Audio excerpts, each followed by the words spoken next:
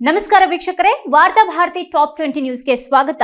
ಇವತ್ತಿನ ಟಾಪ್ 20 ನ್ಯೂಸ್ನಲ್ಲಿ ಏನೇನಿದೆ ಬನ್ನಿ ನೋಡೋಣ.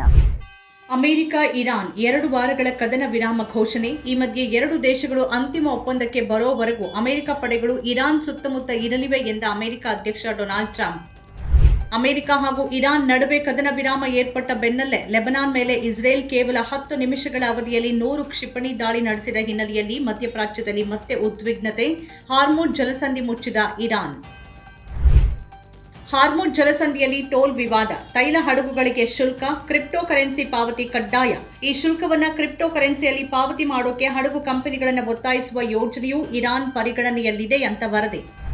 ಅಮೆರಿಕದೊಂದಿಗೆ ಯಾವುದೇ ಕದನ ವಿರಾಮ ಮಾತುಕತೆಗಳಿಗೆ ಯುರೇನಿಯಂ ಪುಷ್ಟೀಕರಣದ ತನ್ನ ದೇಶದ ಹಕ್ಕು ರಕ್ಷಣೆ ಅಗತ್ಯವಾಗಿದೆ ಎಂದ ಇರಾನಿನ ಅಣುಶಕ್ತಿ ಸಂಸ್ಥೆಯ ಮುಖ್ಯಸ್ಥ ಮೊಹಮ್ಮದ್ ಇಸ್ಲಾಮಿ. ಬಾರಾಮತಿ ಕ್ಷೇತ್ರದ ಉಪಚುನಾವಣೆಯಿಂದ ಹಿಂದೆ ಸರಿದ ಕಾಂಗ್ರೆಸ್ ಪಕ್ಷ, ಸುನೇತ್ರಾ ಪವಾರ್ ಗೆಲುವು ಖಚಿತ.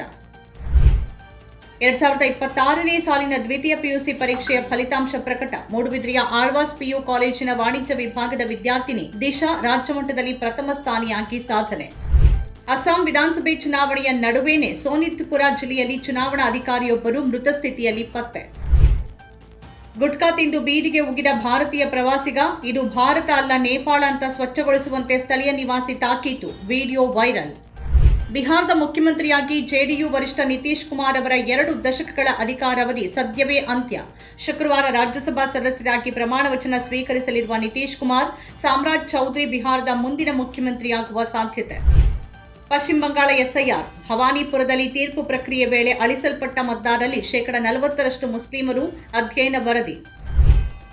ಕೊಳದಲ್ಲಿ ಮುಳುಗಿ ಕಮಲದ ಕಾಂಡದ ಸಹಾಯದಿಂದ ಉಸಿರಾಡ್ತಾ 5 ಗಂಟೆ ಅಡಗಿ ಕುಳಿತ ಕಳ್ಳತನ ಪ್ರಕರಣದ ಆರೋಪಿಯ ಬಂಧನ. ಮಧ್ಯಪ್ರದೇಶದ ಸಿಹೋರದಲ್ಲಿ ನಡೆದ ಘಟನೆ. ಪಶ್ಚಿಮ ಏಷ್ಯಾ ಸಂಘರ್ಷದ ಮಧ್ಯೆ ಭಾರತದ ಧ್ವಜ ಹೊಂದಿರುವ 15,400 ಟನ್ ಎಲ್ಪಿಜಿ ಹೊತ್ತ ಟ್ಯಾಂಕರ್ ಹಾರ್ಮುಜ್ ಜಲಸಂಧಿಯನ್ನ ದಾಟಿ ಸುರಕ್ಷಿತವಾಗಿ ಬಂದಿರೋದಾಗಿ ತಿಳಿಸಿದ ನವಿ ಮುಂಬೈನ ಜವಾಹರ್ಲಾಲ್ ನೆಹರು ಬಂದರು ಪ್ರಾಧಿಕಾರ. ಇರಾನ್ ಅಮೆರಿಕ ಕದನ ವಿರಾಮ. ಭಕ್ತ ಮಂಡಳಿ ಗಟರಿನಲ್ಲಿ ಗ್ಯಾಸ್ ಹುಡುಕ್ತಿರುವಾಗ ನಿನ್ನೆಯವರೆಗೂ ಭಯೋತ್ಪಾದಕರ ಬೆಂಬಲಿಗನಾಗಿದ್ದ ಪಾಕಿಸ್ತಾನ ವಿಶ್ವಗುರು ಆಗ್ಬಿಡಬೇಕಾ? ನಟ ಕಿಶೋರ್ ಕುಮಾರ್ ಪ್ರಶ್ನೆ.